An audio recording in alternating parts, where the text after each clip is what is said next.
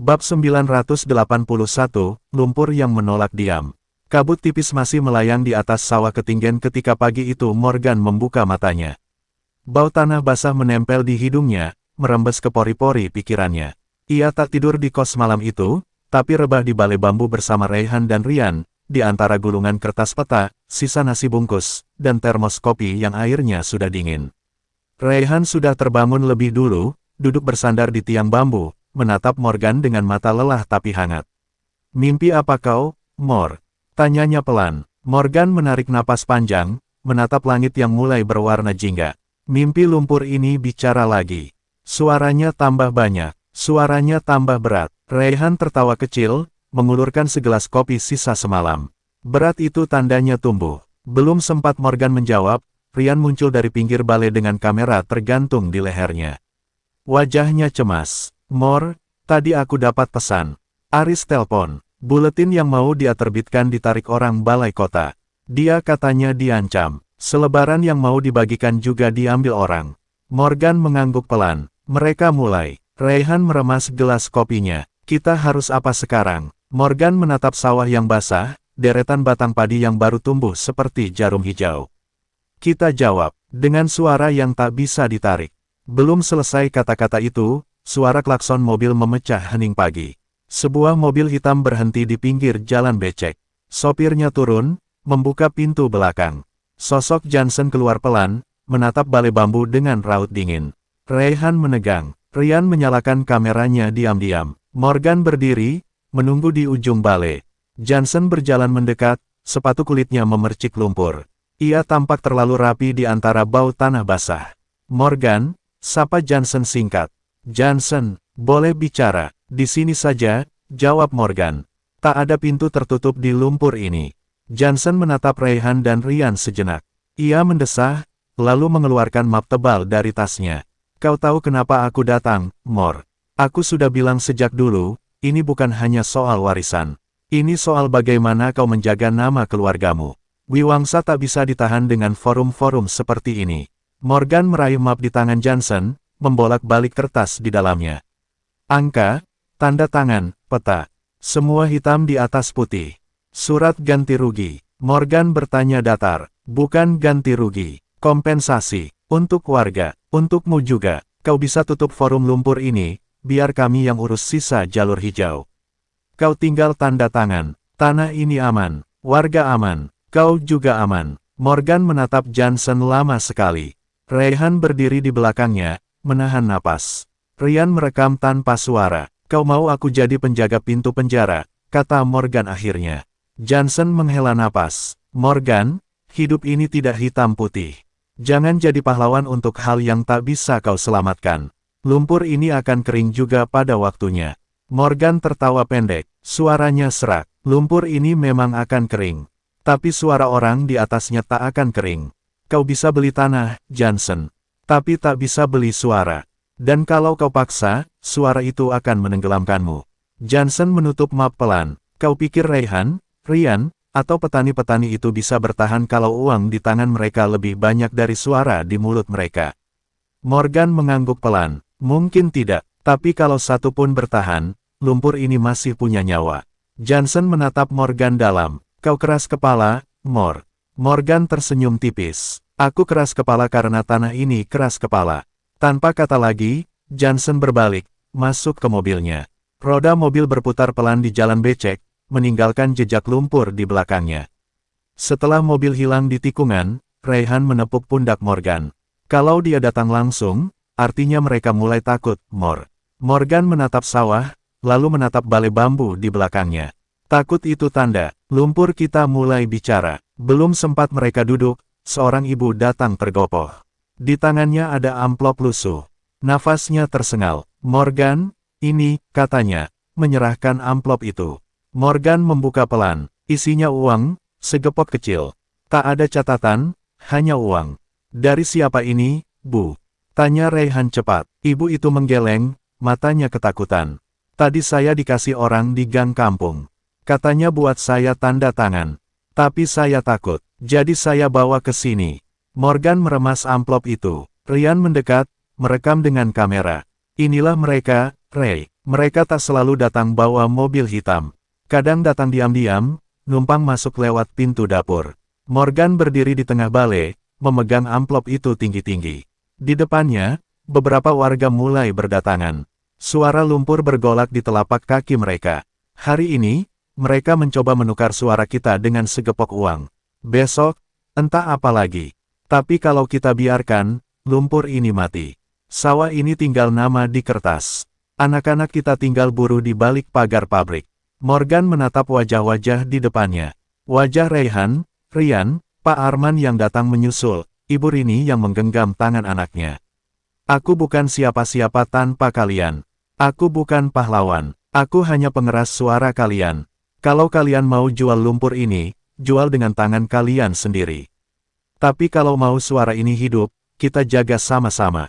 Jangan biarkan siapapun mematikan lumpur kita. Suara tepuk tangan, tidak serempak, tapi cukup untuk membuat balai bambu itu bergetar.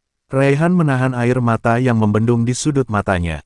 Rian menunduk pada kameranya. Kalau lumpur ini mati, Mor, semua suara yang kita rekam sia-sia. Morgan mengangguk. Lumpur ini tak akan mati, Rian. Selama ada satu orang saja yang berani bicara, lumpur akan terus basah. Sore merangkak pelan. Di balai bambu, warga duduk melingkar. Satu persatu mereka menulis nama di kertas sederhana, bukan tanda tangan menjual, tapi tanda tangan menolak diam. Raihan menyalakan lampu minyak. Rian memutar rekaman video forum kemarin di layar bambu. Anak-anak duduk di pangkuan ibu mereka, menatap suara orang dewasa yang bergetar dari speaker tua. Dan di sudut balai, Morgan berdiri, menggenggam lumpur di telapak tangannya. Lumpur yang menolak kering. Lumpur yang menolak diam, lumpur yang, di ketinggian, akan tumbuh jadi suara yang menelan siapapun yang mencoba memenjarakan bumi dengan angka. Malam jatuh, angin dingin menelusup celah bambu.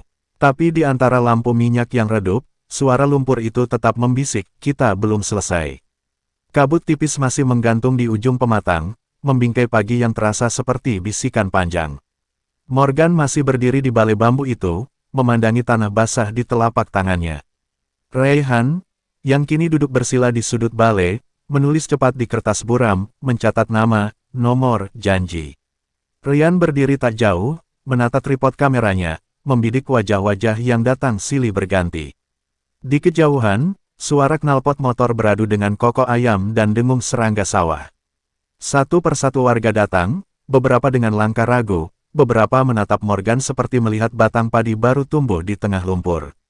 Morgan menarik napas dalam, merasakan betul udara pagi yang merembeskan bau lumpur ke sela-sela pikirannya.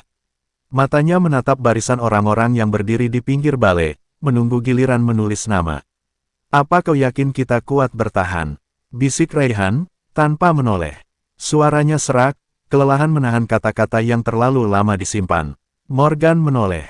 Kalau kita bicara satu-satu, kita akan tumbang. Kalau kita bicara bersama, suara kita tidak bisa ditarik. Itu saja. Raihan hanya mengangguk. Tangannya tetap menulis. Tiba-tiba, di tepi jalan becek, muncul dua motor menderu. Debu bercampur embun pagi terlempar ke udara. Dua orang lelaki, bertubuh tegap turun, berjalan ke arah balai. Satunya menenteng map, satunya lagi menatap ke sekeliling, mengawasi. Rian segera menekan tombol rekam di kameranya. Orang yang membawa map menunduk hormat, pura-pura ramah. Morgan, iya, tanyanya dengan suara yang sengaja dipelankan, seolah segan pada warga yang mengerumun.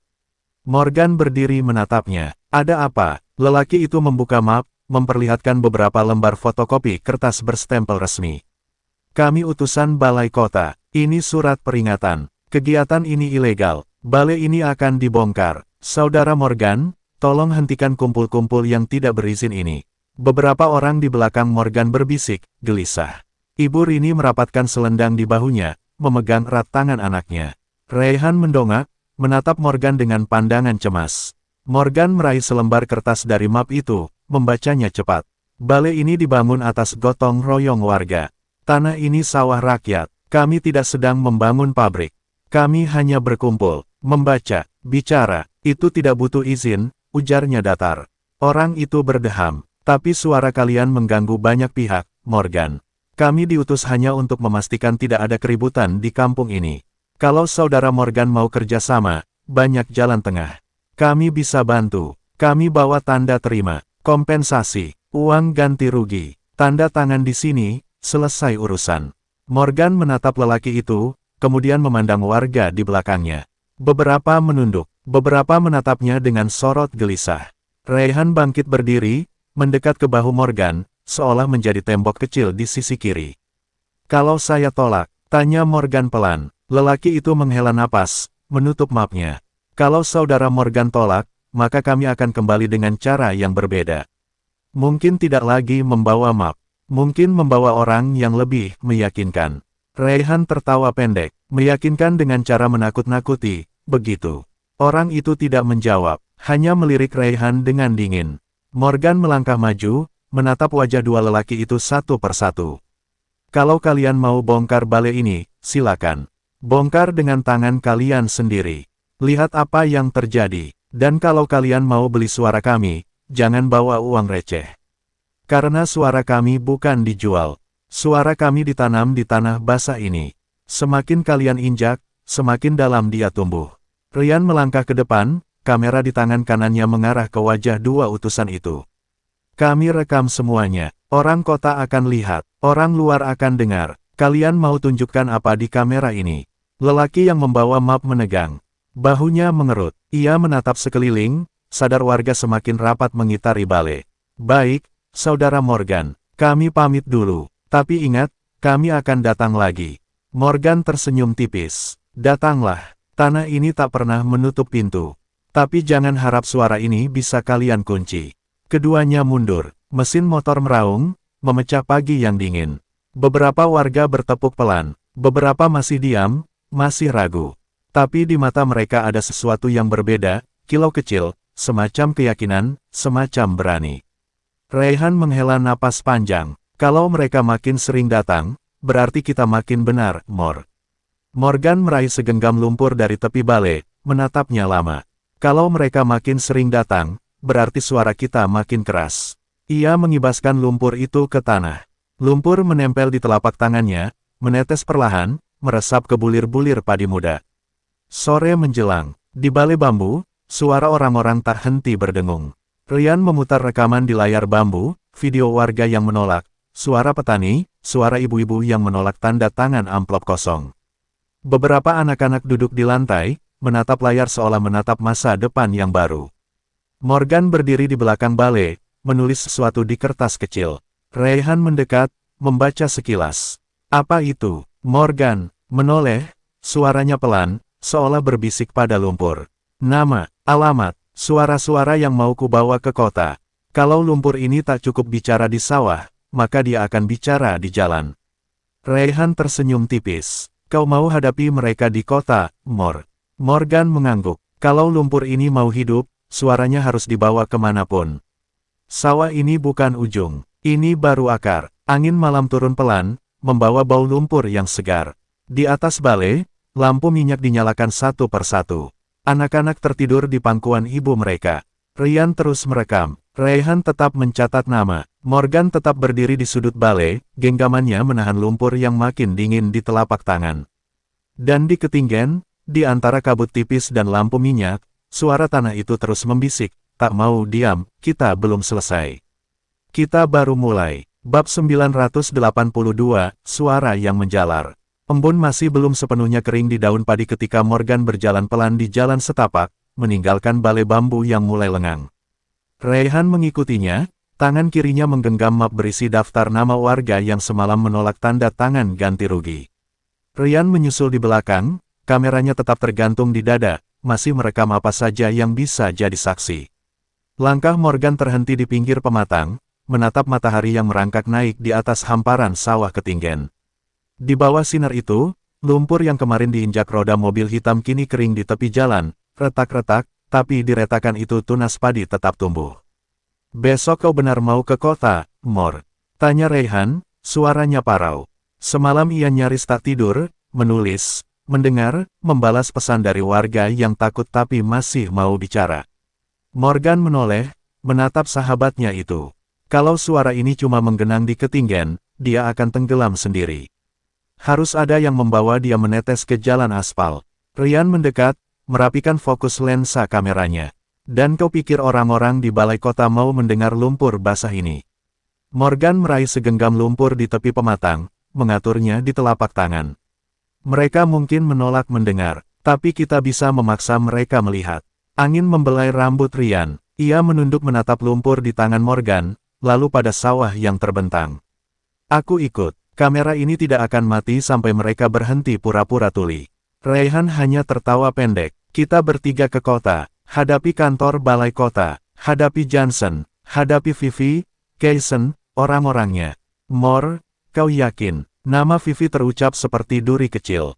Di hati Morgan, ada riak pelan. Bukan benci, bukan cinta, tapi semacam debu yang menempel di sudut dada. Biarlah, gumam Morgan. Kalau Vivi mau lihat aku jatuh, biar dia lihat aku berdiri di tanah yang lebih kotor dari sepatunya. Mereka berjalan lagi, melewati sawah yang mulai ramai petani. Beberapa warga yang semalam ikut forum menunduk memberi salam. Ada yang sekadar angguk, ada yang menggenggam tangan Morgan erat, tanpa kata, tapi cukup untuk mengisi dadanya dengan keyakinan. Di tikungan jalan desa, mereka berhenti. Sebuah mobil hitam menunggu. Bukan mobil Johnson. Mobil ini milik Bapak Arman, tokoh tua yang semalam menulis nama pertama di daftar penolakan. Pak Arman turun, membuka pintu belakang. Kalian mau ke kota, naik ini saja. Kalau kalian jalan kaki, suara lumpur ini keburu beku, katanya, separuh bergurau. Morgan mengangguk hormat. Ia menatap Rayhan, Ryan, lalu naik ke jok belakang. Di pangkuannya, lumpur di tangan masih ia genggam, tak peduli kotoran menetes di jok kulit. Mobil bergerak, menembus jalan aspal berdebu. Di jendela, sawah ketinggian mundur perlahan, berganti rimbun pohon bambu, warung pinggir jalan, baliho politik yang warnanya memudar dimakan hujan.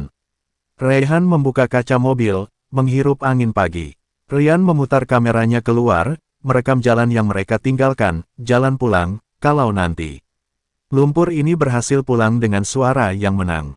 Asteris-asteris Surabaya pagi itu masih berkabut asap knalpot. Gedung-gedung pemerintah berdiri kaku, menjulang seolah menolak disentuh suara lumpur desa.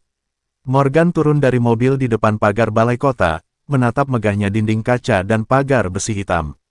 Kalau kita ditanya siapa kita, bilang saja, orang lumpur, bisik Ryan sambil menyalakan kamera. Rayhan menepuk bahu Morgan, dan kalau kita diusir, Morgan menatapnya, senyum tipis terbit di sudut bibir. Kalau diusir di pintu depan, kita masuk lewat pintu belakang. Kalau pintu belakang dikunci, kita naik pagar. Kalau pagar dipasangi duri, kita masuk lewat suara. Mereka bertiga berjalan ke pos satpam. Beberapa pegawai balai kota memandangi mereka heran, 3 pemuda dekil, satu dengan kamera, satu menggenggam segumpal lumpur di tangan. Satpam muda menahan langkah mereka. Ada keperluan apa? Morgan mengulurkan map Rayhan, daftar nama warga. Tangannya tetap menggenggam lumpur. Kami mau bertemu siapapun yang merasa berhak membeli sawah kami. Satpam itu tampak gugup. Pak Sekretaris belum datang, Pak Kepala masih rapat, kami tunggu, potong Morgan. Kami bawa suara. Suara ini tidak mau pulang kalau belum bicara. Di belakang, beberapa pegawai mulai berbisik. Seorang perempuan muda menatap Morgan lama, menahan tanya. Namanya terpampang di name tag, Vivi. Morgan bertemu mata dengannya, hanya sedetik, tapi cukup. Vivi menarik napas, memalingkan wajah, berjalan cepat masuk lobi. Rayhan menyikut lengan Morgan pelan. Dia dengar suara kita, Mor. Morgan tak menjawab. Matanya menatap pintu balai kota, pintu kaca yang seolah kebal lumpur. Tapi di kepalanya, suara lumpur itu bergolak lagi. Sawah ketinggian, balai bambu, lampu minyak, amplop lusuh, tangan petani, suara anak-anak di pangkuan ibu mereka. Suara itu terlalu keras untuk dipendam. Asteris-asteris beberapa menit kemudian, pintu kaca terbuka. Sosok Johnson keluar, diapit 2 orang berpakaian rapi. Wajahnya menegang ketika melihat Morgan berdiri di tepi lobi, lumpur masih menetes di telapak tangannya.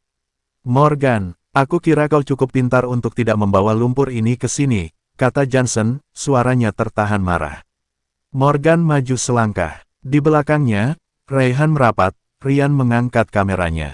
Aku bawa lumpur ini karena kau lupa, Johnson, kata Morgan tenang. Lupa kalau angka di kertasmu tidak bisa menanam padi. Lupa kalau suara orang desa tidak bisa kau kubur di gedung ini. Johnson mendekat, berbisik dingin.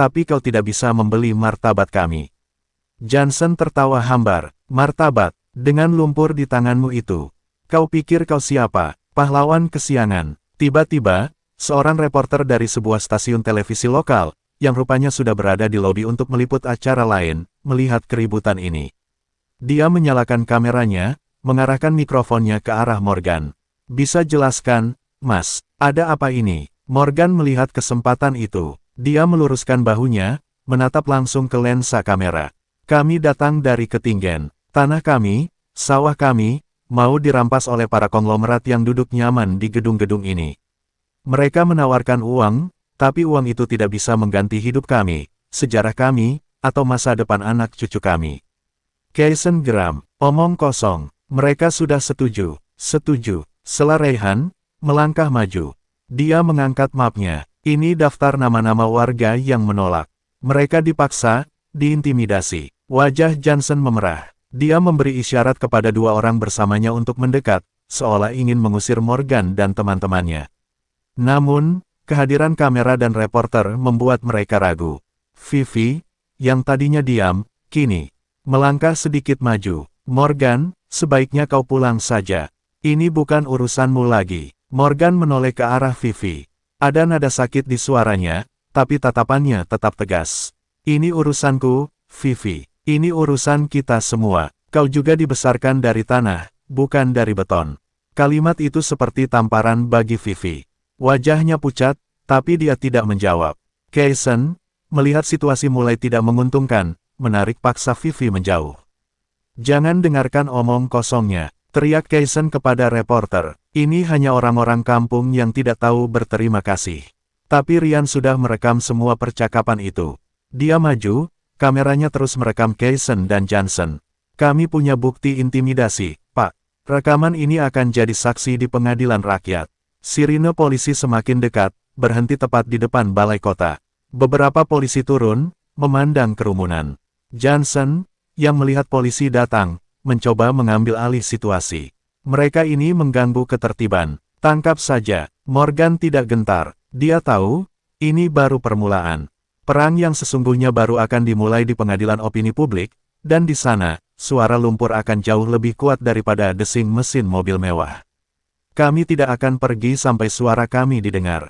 Teriak Morgan, suaranya menggelegar di lobi balai kota, menarik perhatian semua orang. Lumpur di tangannya terasa semakin kuat, semakin berat, seolah membawa beban seluruh ketinggian. Bab 983, Gemuruh di Kota. Surabaya pagi itu masih berkabut asap knalpot. Gedung-gedung pemerintah berdiri kaku, menjulang seolah menolak disentuh suara lumpur desa. Morgan turun dari mobil di depan pagar balai kota, menatap megahnya dinding kaca dan pagar besi hitam. Kalau kita ditanya siapa kita, bilang saja, orang lumpur, bisik Ryan sambil menyalakan kamera. Rayhan menepuk bahu Morgan. Dan kalau kita diusir, Morgan menatapnya, senyum tipis terbit di sudut bibir. Kalau diusir di pintu depan, kita masuk lewat pintu belakang. Kalau pintu belakang dikunci, kita naik pagar. Kalau pagar dipasangi duri, kita masuk lewat suara. Mereka bertiga berjalan ke pos satpam. Beberapa pegawai balai kota memandangi mereka heran, 3 pemuda dekil, satu dengan kamera, satu menggenggam segumpal lumpur di tangan. Satpam muda menahan langkah mereka. Ada keperluan apa? Morgan mengulurkan map Rayhan, daftar nama warga. Tangannya tetap menggenggam lumpur. Kami mau bertemu siapapun yang merasa berhak membeli sawah kami. Satpam itu tampak gugup. Pak Sekretaris belum datang, Pak Kepala masih rapat, kami tunggu, potong Morgan. Kami bawa suara. Suara ini tidak mau pulang kalau belum bicara. Di belakang, beberapa pegawai mulai berbisik. Seorang perempuan muda menatap Morgan lama, menahan tanya.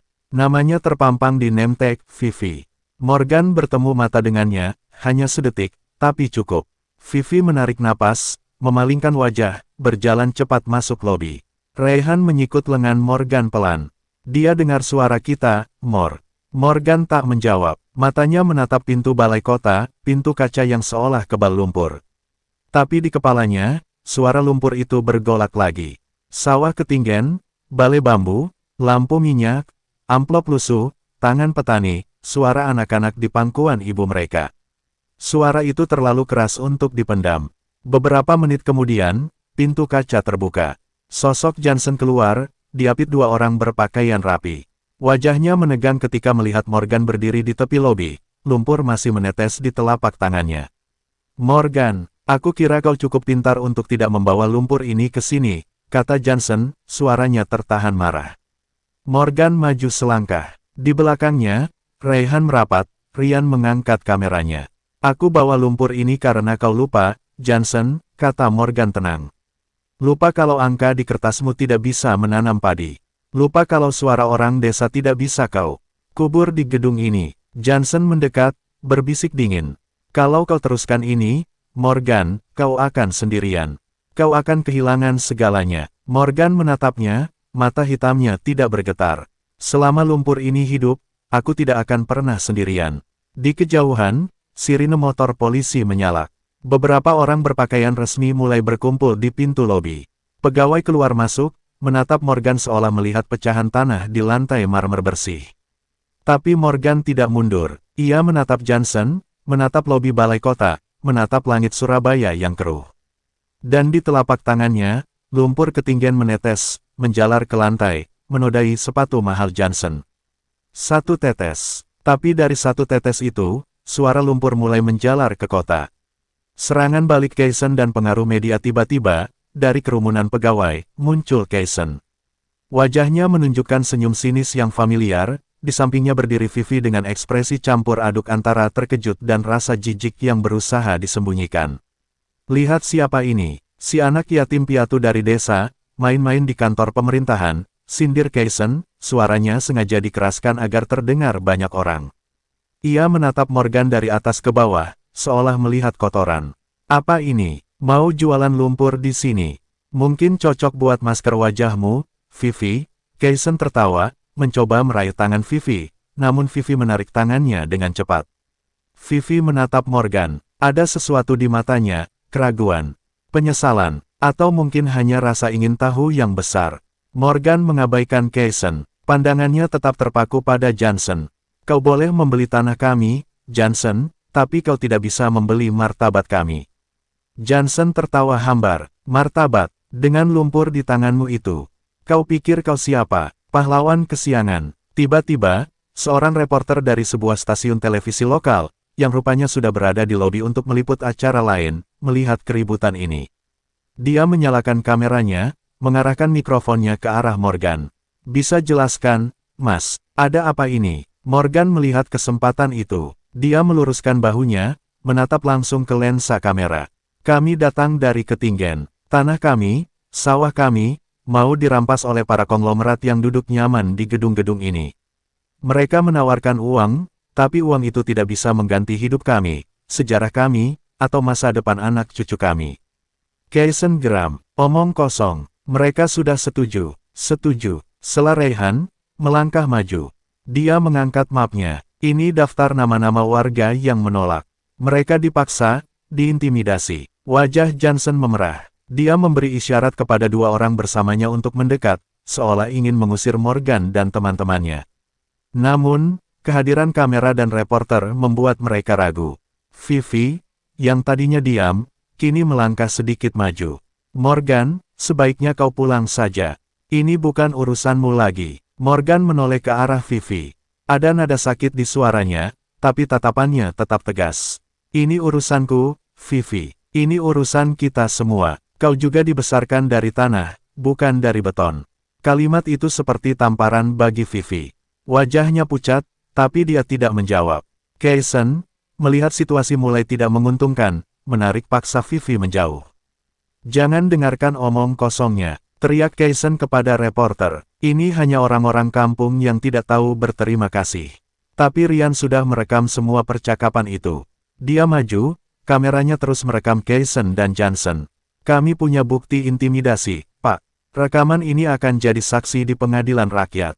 Sirine polisi semakin dekat, berhenti tepat di depan balai kota. Beberapa polisi turun, memandang kerumunan. Johnson, yang melihat polisi datang, mencoba mengambil alih situasi. "Mereka ini mengganggu ketertiban. Tangkap saja." Morgan tidak gentar. Dia tahu, ini baru permulaan. Perang yang sesungguhnya baru akan dimulai di pengadilan opini publik, dan di sana, suara lumpur akan jauh lebih kuat daripada desing mesin mobil mewah. Kami tidak akan pergi sampai suara kami didengar. Teriak Morgan, suaranya menggelegar di lobi balai kota, menarik perhatian semua orang. Lumpur di tangannya terasa semakin kuat, semakin berat, seolah membawa beban seluruh ketinggian. Surabaya pagi itu masih berkabut asap knalpot, namun hawa panas sudah mulai terasa, bukan hanya dari terik matahari yang mulai menyengat, tetapi juga dari gejolak emosi di lobi balai kota. Gedung-gedung pemerintah berdiri kaku, menjulang seolah menolak disentuh suara lumpur desa. Morgan turun dari mobil di depan pagar balai kota, menatap megahnya dinding kaca dan pagar besi hitam. Di sampingnya, Ryan sibuk mengatur fokus kameranya, sementara Rayhan menepuk bahu Morgan, memberikan isyarat dukungan tanpa kata. Kalau kita ditanya siapa kita, bilang saja, orang lumpur, bisik Ryan sambil menyalakan kamera. Kalimat itu bukan hanya kode, tapi manifesto. Sebuah pengingat akan identitas mereka, akar mereka yang tak bisa dicabut, meski dihadapkan pada gemerlap kota. Rayhan menatap Morgan, senyum tipis terbit di sudut bibir Morgan. Dan kalau kita diusir, Morgan menatapnya, matanya memancarkan keteguhan. Kalau diusir di pintu depan, kita masuk lewat pintu belakang. Kalau pintu belakang dikunci, kita naik pagar. Kalau pagar dipasangi duri, kita masuk lewat suara. Keteguhan Morgan bukan hanya retorika kosong, itu adalah janji, sumpah seorang pejuang yang siap menempuh segala cara demi keadilan. Mereka bertiga berjalan ke pos Satpam, membiarkan tatapan heran dari beberapa pegawai balai kota yang memandang mereka. 3 pemuda dekil, satu dengan kamera, satu menggenggam segumpal lumpur di tangan. Satpam muda menahan langkah mereka. Ada keperluan apa? Morgan mengulurkan map Rayhan, daftar nama warga yang menolak menjual tanah mereka. Tangannya tetap menggenggam lumpur, seolah lumpur itu adalah bagian dari dirinya, identitas yang tak terpisahkan. Kami mau bertemu siapapun yang merasa berhak membeli sawah kami. Satpam itu tampak gugup, membuang pandang ke segala arah. Pak Sekretaris belum datang, Pak Kepala masih rapat, kami tunggu, potong Morgan, suaranya tenang tapi penuh otoritas. Kami bawa suara ini tidak mau pulang kalau belum bicara. Di belakang, beberapa pegawai mulai berbisik, bisikan yang perlahan berubah menjadi gumaman, lalu desas-desus. Seorang perempuan muda menatap Morgan lama, menahan tanya yang jelas terpancar di matanya. Namanya terpampang di name tag, Vivi. Morgan bertemu mata dengannya, hanya sedetik, tapi cukup. Dalam tatapan singkat itu, ada kilasan memori, bayangan masa lalu yang tak bisa dihapus, meski kini mereka berdiri di sisi yang berlawanan. Vivi menarik napas, memalingkan wajah, berjalan cepat masuk lobi, seolah ingin menghindari kontak lebih lanjut, menghindari bayangan masa lalu yang muncul kembali. Rayhan menyikut lengan Morgan pelan. Dia dengar suara kita, Mor. Morgan tak menjawab, matanya menatap pintu balai kota, pintu kaca yang seolah kebal lumpur. Tapi di kepalanya, suara lumpur itu bergolak lagi. Sawah ketinggian, balai bambu, lampu minyak, amplop lusuh, tangan petani, suara anak-anak di pangkuan ibu mereka. Suara itu terlalu keras untuk dipendam, terlalu mendesak untuk diabaikan. Beberapa menit kemudian, pintu kaca terbuka. Sosok Johnson keluar, diapit 2 orang berpakaian rapi, wajahnya menegang ketika melihat Morgan berdiri di tepi lobi, lumpur masih menetes di telapak tangannya.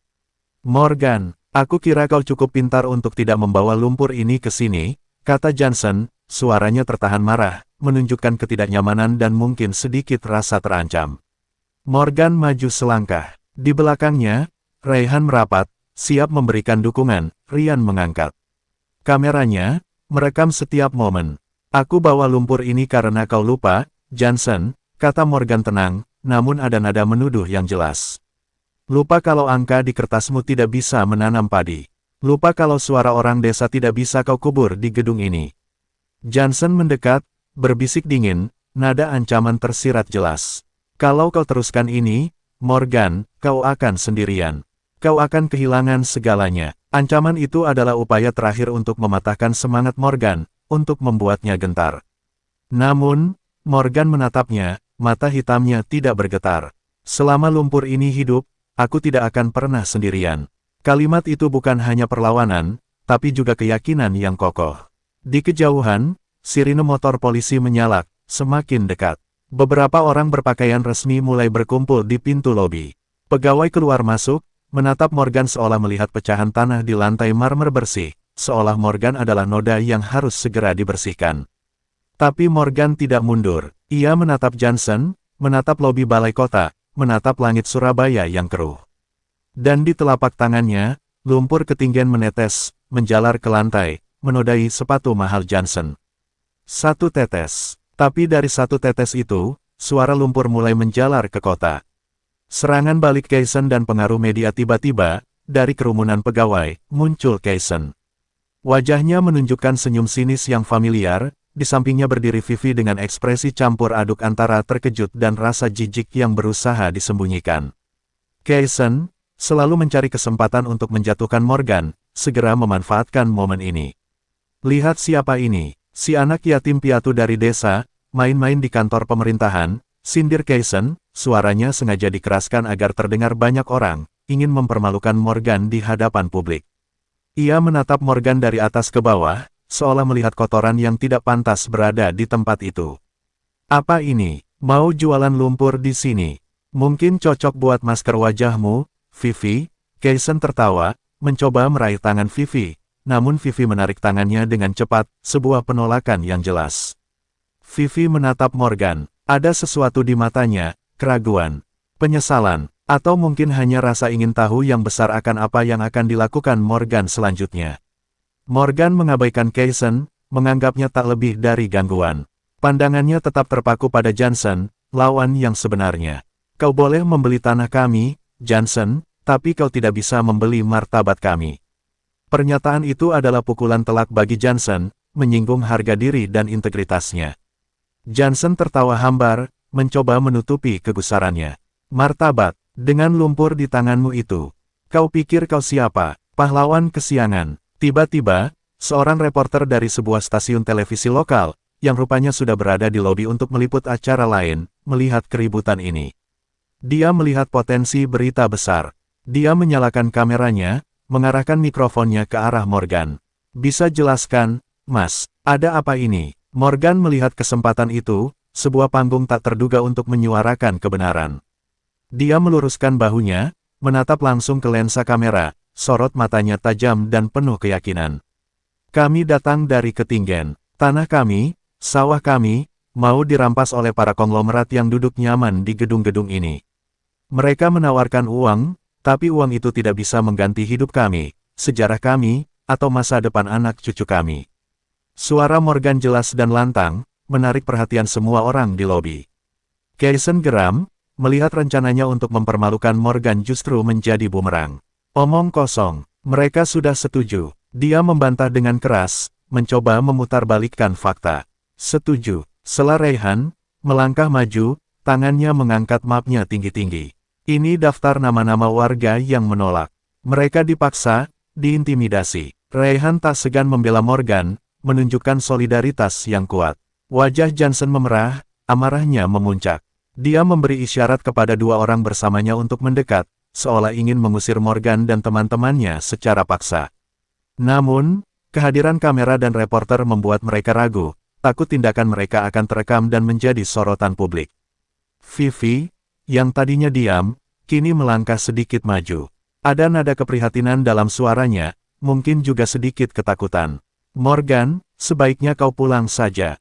Ini bukan urusanmu lagi. Morgan menoleh ke arah Vivi.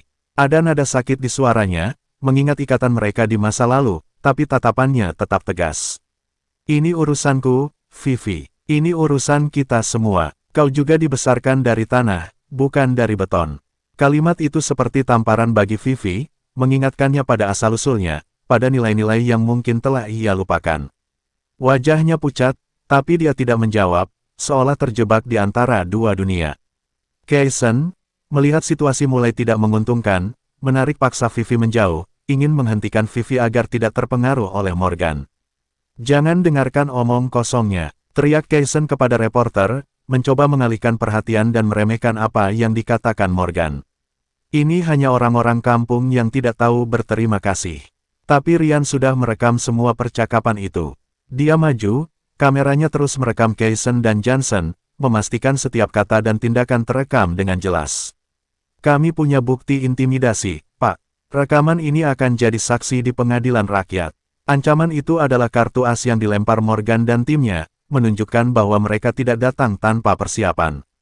Sirine polisi semakin dekat, berhenti tepat di depan balai kota. Beberapa polisi turun, memandang kerumunan dengan bingung. Johnson, yang melihat polisi datang, mencoba mengambil alih situasi, berharap polisi akan membantunya. Mereka ini mengganggu ketertiban. Tangkap saja. Perintah itu jelas, namun polisi tampak ragu, melihat adanya kamera dan kerumunan yang tertarik.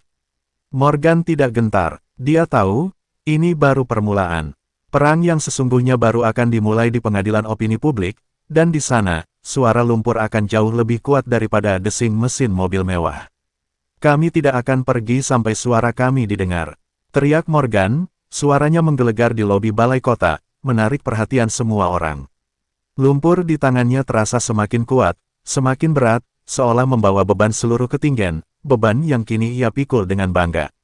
Bab 984, Badai di Balai Kota. Sirine polisi meraung memekakkan telinga, memecah kesunyian yang mencekam di lobi balai kota.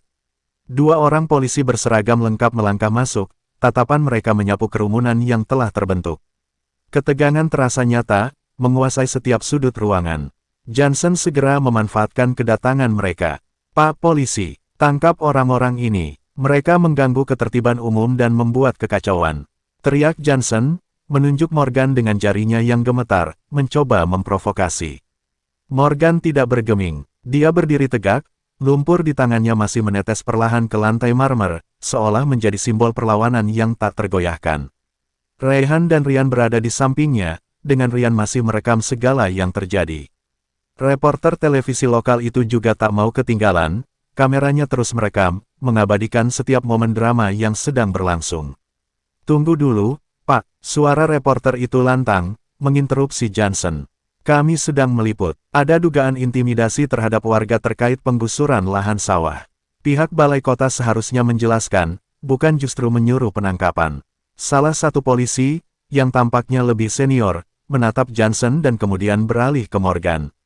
Ada apa ini sebenarnya? Kami minta penjelasan dari kedua belah pihak. Johnson menatap polisi itu dengan ekspresi jengkel. Ini urusan internal kami, Pak. Mereka ini penyusup yang tidak tahu diri. Penyusup. Morgan akhirnya bersuara, nadanya tenang namun penuh kekuatan. Kami adalah pemilik sah tanah yang hendak kalian rampas. Kami datang ke sini untuk menuntut keadilan, bukan untuk mengemis. Dia mengacungkan map berisi daftar nama warga yang menolak. Apakah nama-nama ini tidak berarti apa-apa bagi kalian? Apakah suara rakyat bisa dibungkam begitu saja oleh kekuasaan dan uang? Kaysen, yang sedari tadi mencoba menarik Vivi menjauh, kini kembali mendekat, wajahnya memerah menahan amarah. Omong kosong, kalian itu hanya sekelompok orang bodoh yang tidak tahu bagaimana memanfaatkan kesempatan. Tanah itu sudah mau jadi aset negara, demi pembangunan. Pembangunan macam apa yang mengorbankan rakyat kecil, Kaysen? Sahut Rayhan, suaranya menusuk. Pembangunan yang hanya menguntungkan segelintir orang serakah sepertimu dan kolega-kolegamu. Vivi, yang tadinya diam, kini terlihat gelisah. Tatapannya terus berpindah antara Morgan dan Kaysen. Ada perjuangan batin yang jelas terlihat di matanya. Dia seolah berada di persimpangan jalan, terhimpit antara masa lalu yang ia kenal dan masa depan yang ia pilih. Tiba-tiba, seorang pria parubaya dengan setelan rapi, yang sejak tadi hanya menjadi penonton, maju ke depan. Dia terlihat seperti pejabat tinggi. Baik, tenang semuanya, katanya, suaranya mencoba menenangkan.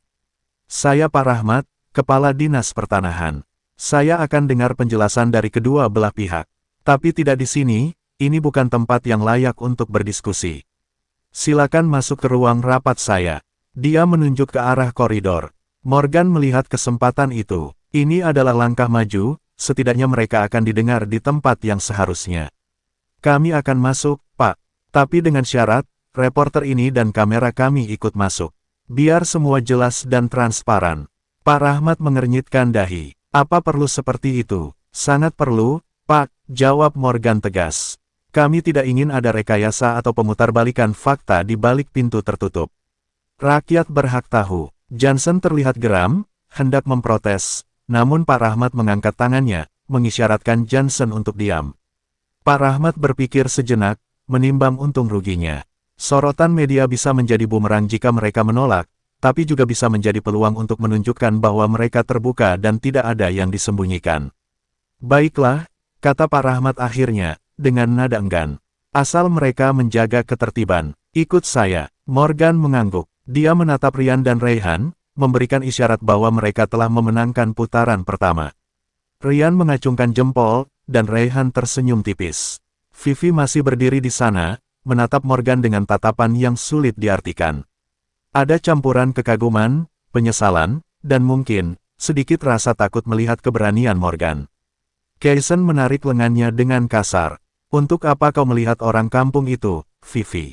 Ayo pergi. Kaisen berbisik tajam, namun Vivi hanya menggelengkan kepalanya pelan, matanya masih terpaku pada punggung Morgan yang perlahan melangkah masuk ke dalam.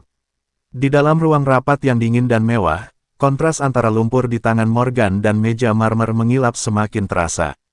Johnson, Kaisen, dan beberapa orang lain dari pihak mereka duduk di satu sisi meja, wajah mereka tegang dan tidak senang. Morgan, Rayhan, dan Ryan duduk di sisi lain. Reporter dan juru kamera berdiri di sudut, merekam setiap gerak-gerik. Baik, Morgan, mulai Pak Rahmat, nada suaranya formal. Jelaskan permasalahan Anda, tapi tolong, tanpa emosi. Morgan menarik napas dalam, lumpur di telapak tangannya terasa mendingin, namun suaranya tetap hangat dan penuh keyakinan. Terima kasih, Pak. Kami datang dari Ketinggen. Sebagian besar dari kami adalah petani turun-temurun. Tanah sawah itu bukan hanya sumber penghidupan, tapi juga warisan leluhur. Tiba-tiba, kami didatangi oleh utusan dari PT Wiwangsa. Johnson ini salah satunya, yang menawarkan pembelian tanah dengan harga yang tidak sepadan. Bahkan, ada upaya-upaya intimidasi kepada warga yang menolak. Morgan menyerahkan map berisi data warga kepada Pak Rahmat. Ini adalah daftar nama warga yang menolak, lengkap dengan pernyataan tertulis mereka. Banyak di antara mereka yang mendapatkan ancaman, bahkan ada beberapa yang rumahnya dilempari batu. Mereka takut, Pak. Johnson segera menyela. Itu tidak benar. Kami melakukan penawaran sesuai prosedur. Tidak ada intimidasi. Oh ya, sahut Rayhan, menampilkan layar ponselnya kepada reporter. Kami punya rekaman suara percakapan antara beberapa warga dengan oknum suruhan PT Wiwangsa yang berisi ancaman. Ada juga bukti foto rumah warga yang dirusak. Apakah ini bukan intimidasi, Pak Johnson? Wajah Johnson pucat pasi. Dia menoleh ke arah Kaisen, yang juga terlihat kaget. Mereka tidak menyangka Morgan dan teman-temannya datang dengan persiapan matang. Itu hanya rekayasa, seru Kaisen, mencoba mengelak. Fitnah. Fitnah atau fakta, biar pengadilan yang membuktikan, kata Morgan dingin. Tapi yang jelas, kami tidak akan menjual tanah kami. Harga diri kami tidak bisa dibeli dengan uang berapapun. Pak Rahmat menghela napas. Situasi ini jauh lebih rumit dari yang dia bayangkan. Dengan adanya media dan bukti-bukti yang dibawa Morgan, kasus ini bisa menjadi sorotan publik yang besar. Baiklah, saya akan menindaklanjuti hal ini. Kami akan membentuk tim investigasi internal untuk memeriksa dugaan intimidasi ini. Dan untuk sementara, proyek pembelian lahan di Ketinggen akan kami tunda. Johnson dan Kaisen terkejut. Tunda, tapi, Pak, ini akan merugikan banyak pihak. Protes Johnson. Kerugian moral dan sosial yang lebih besar akan terjadi jika kita memaksakan kehendak tanpa memperhatikan hak-hak warga. Johnson, jawab Pak Rahmat tegas.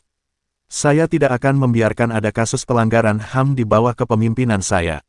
Morgan merasakan kelegaan yang luar biasa. Ini adalah kemenangan kecil, namun sangat berarti.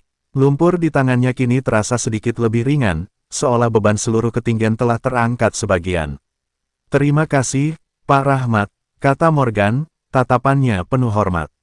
Kami hanya ingin keadilan. Pertemuan berakhir. Saat mereka keluar dari ruang rapat, wajah-wajah pegawai balai kota yang tadi memandang mereka dengan sinis, kini menunjukkan ekspresi yang berbeda. Ada rasa hormat, bahkan mungkin sedikit kekaguman. Vivi masih berdiri di dekat lobi, menunggunya. Saat Morgan melewatinya, ia berbisik pelan, Morgan, aku minta maaf. Morgan menoleh, tatapannya lembut namun tegas. Maaf saja tidak cukup, Vivi. Kau harus memilih. Berdiri di sisi mana kau akan berada. Vivi tidak menjawab, matanya berkaca-kaca. Kaisen, Yang melihat interaksi itu, segera menarik Vivi menjauh dengan paksa, wajahnya merah padam menahan cemburu dan kekalahan. Ryan dan Raihan tersenyum puas. Kerja bagus, Mor. Lumpurnya berhasil menodai sepatu mahal mereka. Ryan tertawa renyah. Morgan tersenyum tipis. Dia tahu, ini hanyalah awal. Perjuangan masih panjang, tapi mereka telah membuktikan bahwa suara lumpur, suara rakyat kecil, bisa menggelegar lebih keras dari desing mesin-mesin konglomerat. Dia menatap langit Surabaya yang mulai cerah, seolah ikut merayakan kemenangan kecil mereka. Lumpur di tangannya mungkin sudah kering, namun semangat ketinggian di hatinya akan terus membara. Bab 985 Prahara di Universitas Surabaya. Morgan melangkah memasuki gerbang Universitas Surabaya, aura kemenangan kecil masih menyelimuti dirinya setelah insiden di balai kota. Lumpur kering di sepatunya menjadi saksi bisu perjuangan, simbol keberanian yang baru saja ia tunjukkan. Namun, senyum tipis di wajahnya segera memudar begitu pandangannya menangkap kerumunan mahasiswa yang berkumpul di area kantin, tatapan-tatapan penasaran mengarah kepadanya. Desas-desus tentang insiden di balai kota rupanya telah menyebar begitu cepat, lebih cepat dari kecepatan internet kampus. Wah, itu dia si pahlawan tanah. Seru seorang mahasiswa dengan nada sinis, cukup keras hingga terdengar oleh Morgan. Raihan dan Ryan yang berjalan di sampingnya langsung menyadari suasana yang tidak beres. Raihan, dengan insting pelindungnya, segera menempatkan diri sedikit di depan Morgan, seolah menjadi perisai. Ryan sudah siap dengan ponselnya, merekam reaksi dan perkataan yang mungkin muncul. Pahlawan apa? Paling juga cari sensasi biar viral, timpal yang lain, disusul tawarnya dari kelompok mahasiswa tersebut. Morgan hanya menatap lurus ke depan, berusaha mengabaikan cemoohan itu. Ia tahu, setiap langkah ke depan akan selalu disertai bisikan dan pandangan sinis dari mereka yang tak suka dengan keberaniannya. Tapi, ia sudah terbiasa. Sejak kabar dirinya menjadi pewaris konglomerat mulai bocor, hidupnya tak pernah lagi sama. Dulu, ia adalah mahasiswa biasa, yatim piatu yang berjuang hidup dengan uang kos pas-pasan. Kini, ia menjadi sorotan, entah itu pujian atau cacian. Saat mereka tiba di kantin, sebuah suara melengking menghentikan langkah mereka. Lihat siapa ini, si miskin yang mendadak jadi pahlawan. Itu Vivi. Dengan rambut tergerai indah, mengenakan pakaian desainer terbaru, ia berdiri tegak di tengah kerumunan, bibirnya membentuk seringai meremehkan. Di sampingnya, Kaisen berdiri dengan sombong, lengannya melingkari pinggang Vivi seolah ingin menunjukkan kepemilikannya. Pemandangan itu menusuk hati Morgan, bukan karena cemburu, tapi karena melihat Vivi yang dulu ia kenal kini semakin jauh tersesat dalam gemerlap kesombongan. Kenapa, Morgan? Kaget ia melihat kami, ucap Vivi, melangkah mendekat dengan langkah angkuh. Sudah bosan jadi orang kaya pura-pura. Sekarang mau jadi aktivis sawah-sawahan. Ryan mendengus. Pura-pura, kau tahu sendiri siapa yang pura-pura di sini, Vivi. Dulu kau bahkan tak mau mengakui Morgan sebagai pacarmu karena dia miskin. Wajah Vivi sedikit memerah. Itu dulu, sekarang Morgan sudah berubah, dia jadi arogan dan sok tahu. Berani-beraninya melawan PT Wiwangsa, kau itu cuma mahasiswa kos-kosan, Morgan. Sadar diri, setidaknya aku berani membela hak orang lain, Vivi, jawab Morgan, suaranya tenang namun menusuk. Tidak seperti beberapa orang yang hanya bisa menempel pada kekuasaan dan uang. Kaisen tertawa sinis. Oh, jadi kau mau sok suci sekarang. Kau pikir dengan jadi pahlawan petani itu kau bisa dapat simpati. Jangan mimpi, Morgan, kau hanya akan jadi bahan tertawaan. Justru kau yang akan jadi bahan tertawaan, Kaisen, Raihan menyela, tatapannya tajam menembus kesombongan Kaisen. Kau lupa kalau PT Wiwangsa itu adalah bagian dari perusahaan keluarga Morgan. Kau sedang berhadapan dengan pewarisnya, bodoh. Seketika, tawa Kaisen terhenti. Wajahnya yang tadinya sombong kini berubah pucat pasi. Vivi juga terdiam, matanya membelalak tak percaya. Mahasiswa lain yang tadinya mencibir kini saling berbisik, kaget dengan pengungkapan Raihan. Informasi tentang Morgan sebagai pewaris konglomerat memang sempat simpang siur, namun belum ada konfirmasi resmi. Kini, dengan Raihan yang mengatakannya secara terang-terangan di hadapan Kaisen, semuanya menjadi jelas. Apa? Seru Kaisen terbata-bata. Itu bohong. Tidak mungkin. Bohong atau tidak, kau bisa cari tahu sendiri. Morgan melangkah maju,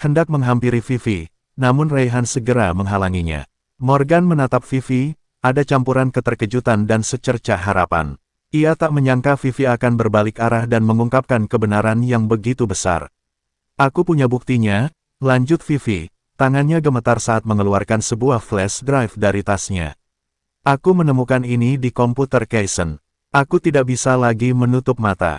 Aku tidak mau jadi bagian dari kejahatan ini. Ruangan menjadi hening. Hanya suara napas terengah-engah yang terdengar.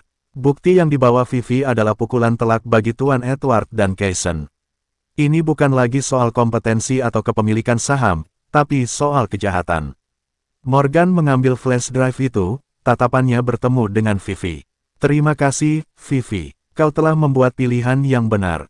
Tuan Edward menggebrak meja. Ini fitnah. Vivi, kau akan menyesal. Menyesal apa, Tuan Edward? Suara Morgan tegas. Menyesal karena telah berpihak pada kebenaran. Ini bukan lagi tentang saya atau Anda. Ini tentang keadilan dan integritas perusahaan. Para pemegang saham mulai berbisik-bisik, wajah mereka menunjukkan kemarahan. Mereka menyadari bahwa selama ini mereka telah dibohongi dan dimanipulasi oleh Tuan Edward dan Kaisen. Johnson, Morgan memanggil, segera hubungi kepolisian dan sampaikan semua bukti ini. Jangan sampai ada yang disembunyikan. Johnson mengangguk cepat, tangannya sudah meraih ponsel. Tuan Edward dan Kaisen tahu bahwa mereka telah kalah. Wajah mereka menunjukkan keputusasaan dan kemarahan yang bercampur aduk. Morgan berdiri tegak, lumpur di sepatunya mungkin sudah bersih, tapi semangat perjuangan untuk keadilan tetap membara di dadanya. Ia telah membuktikan bahwa seorang mahasiswa yatim piatu bisa mengguncang konglomerat, bukan hanya dengan warisan, tapi dengan keberanian dan kebenaran. Pertarungan belum usai, namun ia sudah memenangkan pertempuran penting ini.